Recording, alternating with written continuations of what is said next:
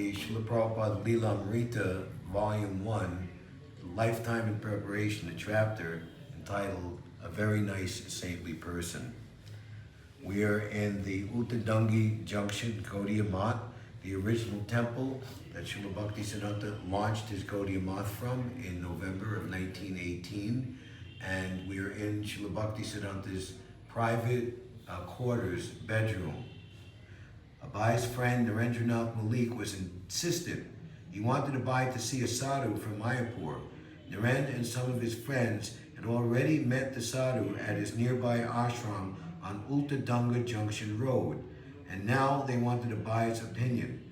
Everyone within their circle of friends considered Abai the leader, so if Naren could tell the others that Abai also had a high regard for the sadhu, then that would confirm their own estimations. Abai was reluctant to go, but Naren pressed him. They stood talking amidst the passerby on the crowded early evening street as the traffic of horse-drawn hackneys, ox carts, and occasional auto taxis and motor buses moved noisily on the road. Naren put his hand firmly around his friend's arm, trying to drag him forward, while Abai smiled but stubbornly pulled the other way. Naren argued that since they were only a few blocks away, they should at least pay a short visit. Abai laughed and asked to be excused. Police could see that the two young men were, people could see that the two men were friends, but it was a curious sight, the handsome young man dressed in white khadi kurta and dhoti being pulled along by his friend. Naren explained that the sadhu, Srila Bhaktisiddhanta Saraswati, was a Vaishnava and a great devotee of Lord Chaitanya Mahaprabhu. One of his disciples, a sannyasi, had visited the Malik house and had invited them to meet Srila Bhaktisiddhanta. A few of the Maliks had gone to see him and they had been very much impressed. But Abai remained skeptical. "Oh no, I know all these sadhus," he said. "I'm not going." Abai had seen many sadhus in his childhood. Every day his father had entertained at least 3 or 4 in his house. Some of them were no more than beggars, and some even smoked ganja. Gaur Mohan had been very liberal in allowing anyone who wore the saffron robes of a sannyasi to come, but did it mean that though a man was no more than a beggar or ganja smoker, he had to be considered saintly just because he dressed as a sannyasi or was collecting funds in the name of building a monastery or could influence people with his speech? No. By and large, they were a disappointing lot. Abai had even seen a man in his neighborhood who was a beggar by occupation. In the morning, when others dressed in their work clothes and went to their jobs, this man would put on saffron cloth and go out to beg, and in this way earn his livelihood. But was it fitting that such a so-called sadhu be paid a respectful visit, as if he were a guru? Naren argued that he felt that this particular sadhu was a very learned scholar, and that Abai should at least meet him and judge for himself. Abai wished that Naren would not behave this way, but finally he could no longer refuse his friend. Together they walked past the Parsanath Jain temple in ULTADANGA with its sign Bhaktivinoda Asan, announcing it to be the quarters of the Gaudiya Math. When they inquired at the door, a young man recognized Mr. Malik Naren and previously given a donation and immediately escorted them up to the roof of the second floor and into the presence of Srila Bhaktisiddhanta Saraswati, who was sitting and enjoying the early evening atmosphere with a few disciples and guests. Sitting with his head very straight, Srila Bhaktisiddhanta Saraswati appeared tall. He was slender, his arms were long, and his complexion was fair and golden. He wore round bifocals with simple frames. His nose was sharp, his forehead broad, and his expression was very scholarly, yet not at all timid. The vertical markings of Vaishnav tilak on his forehead were familiar to Abai, as were the simple sannyasi robes that draped over his right shoulder, leaving the other shoulder and half his chest bare. He wore tulsi neck beads, and the clay Vaishnav markings of tilak were visible at his throat, shoulder, and upper arms. A clean white Brahminical thread was looped around his neck and draped across his chest. Abai and Naren, having been raised in Vaishnav families, immediately offered prostrated obeisances at the sight of the revered sannyasi.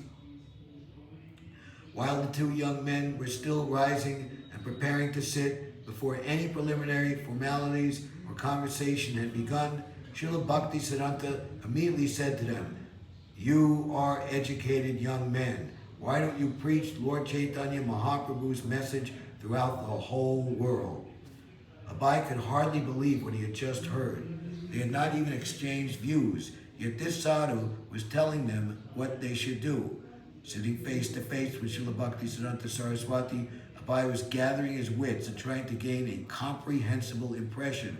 But this person had already told them to become preachers and go all over the world. Abai was immediately impressed, but he wasn't going to drop his intelligent skepticism. After all, there were assumptions in what the sadhu had said. Abai had already announced himself by his dress to be a follower of Gandhi, and he felt the impulse to raise an argument. Yet, as he continued to listen to Srila Bhaktisiddhanta speak, he also began to feel won over by the sadhu's strength of conviction. He could sense that Srila Bhaktisiddhanta didn't care for anything but Lord Chaitanya, and that this was what made him great. This was why followers had gathered around him, and why Abai himself felt drawn, inspired, and humbled, and wanted to hear more. But he felt obliged to make an argument to test the truth. Drawn irresistibly into discussion, Abai spoke up in answer to the words Srila Bhaktisiddhanta had so tersely spoken in the first seconds of their meeting. "Who will hear your Chaitanya's message?" Abai queried. "We are a dependent country. First, India must become independent. How can we spread Indian culture if we are under British rule?" Abai had not asked haughtily, just to be provocative, yet his question was clearly a challenge. If he were to take this sadhu's remark to them as a serious one, and there was nothing in Srila Bhaktisiddhanta's demeanor to indicate that it had not been serious, Abai felt compelled to question how he could propose such a thing while India was still dependent. Srila Bhaktisiddhanta replied in a quiet, deep voice that Krishna consciousness didn't have to wait for a change in Indian politics, nor was it dependent on who ruled. Krishna consciousness was so important, so exclusively important, that it could not wait.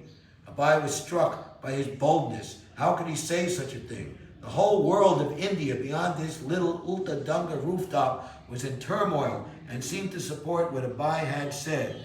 Many famous leaders of Bengal, many saints, even Gandhi himself, men who were educated and spiritually minded, all might very well have asked this same question, challenging this sadhu's relevancy. And yet he was dismissing everything and everyone as if they were of no consequence.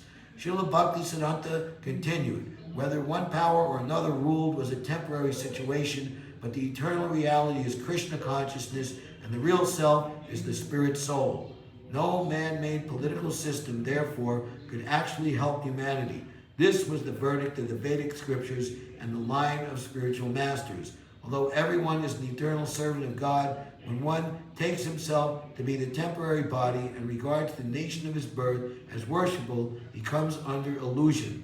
The leaders and followers of the world's political movements, including the movement for Swaraj, were simply cultivating this illusion. Real welfare work, whether individual, social, or political, should help prepare a person for his next life and help him reestablish his eternal relationship with the Supreme.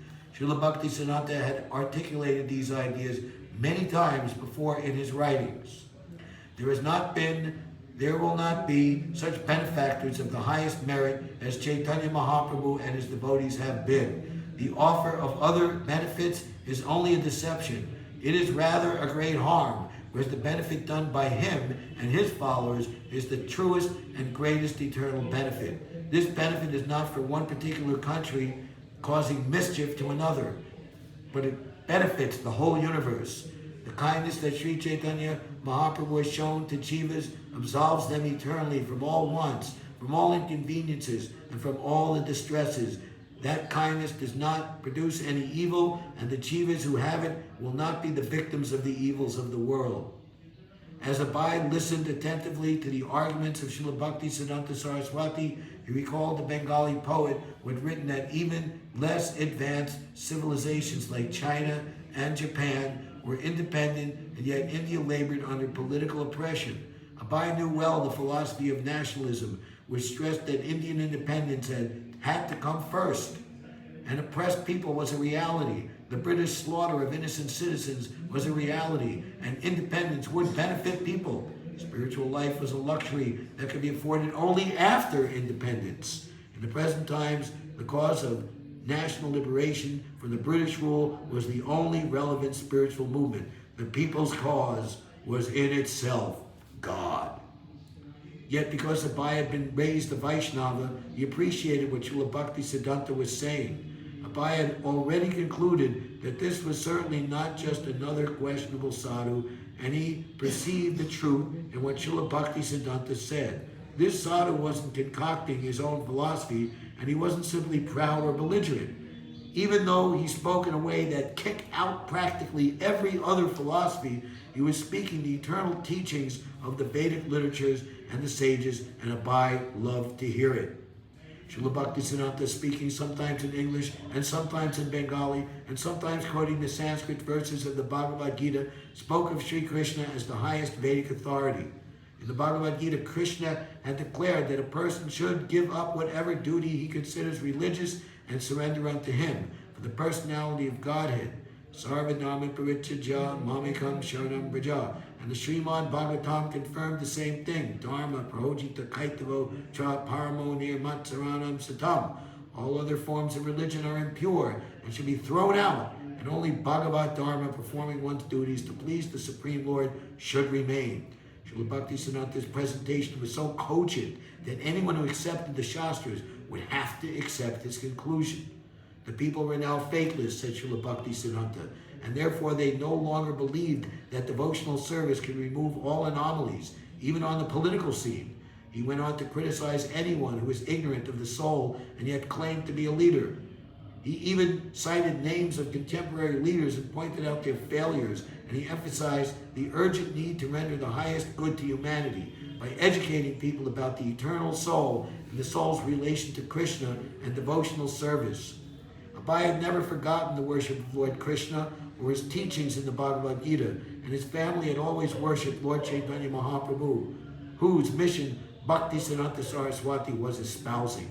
As though these Gaudiya Math people worshipped Krishna, he had also worshipped Krishna throughout his life and had never forgotten Krishna. But now he was astounded to hear the Vaishnava philosophy presented so masterfully. Despite his involvement in college, marriage, the national movement, and other affairs, he had never forgotten Krishna. But Bhaktisiddhanta Saraswati was now stirring up within him his original Krishna consciousness. And by the words of this spiritual master, not only was he remembering Krishna, but he felt his Krishna consciousness being enhanced 1,000 times, 1,000,000 times.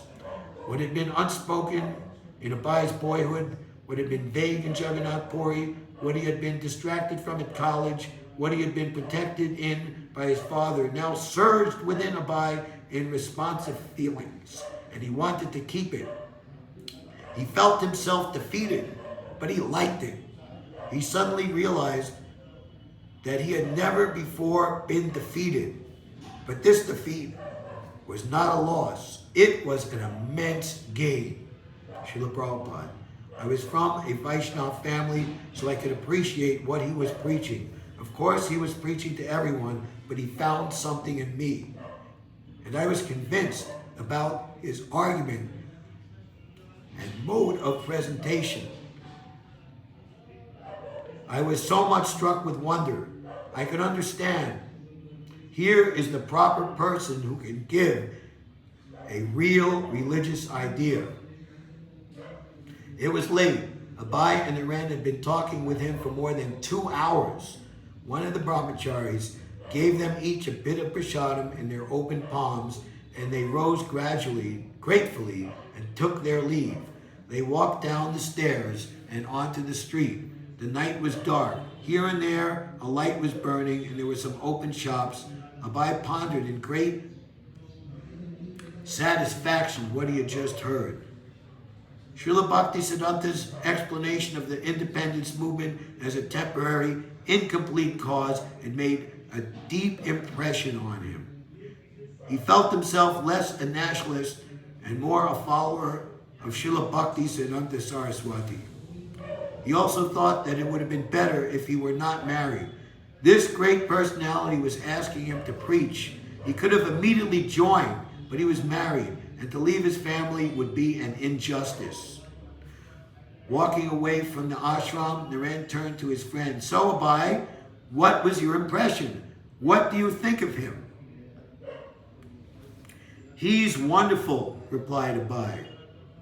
The message of Lord Chaitanya is in the hands of a very expert person. Srila Prabhupada.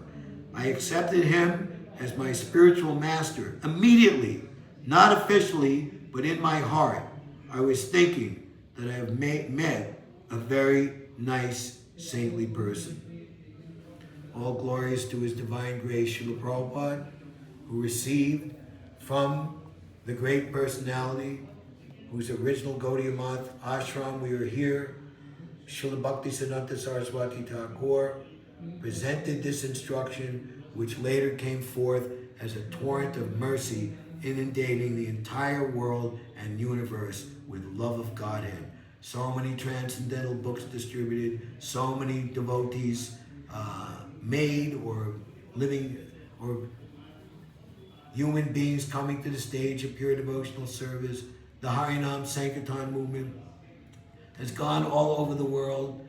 As Srila Bhaktivinoda Thakur longed for that day, when the American, European, and all other countries would join together in the streets of Sri Mayapur with their Bengali brothers on the occasion of Gaur Panim and chant the holy names of Lord Gaur, Jai Sachinandan, Gaura Hari, and the Hare Krishna Maha Mantra. So that seed direction for the deliverance of all mankind took place here in 1922. Hare Krishna.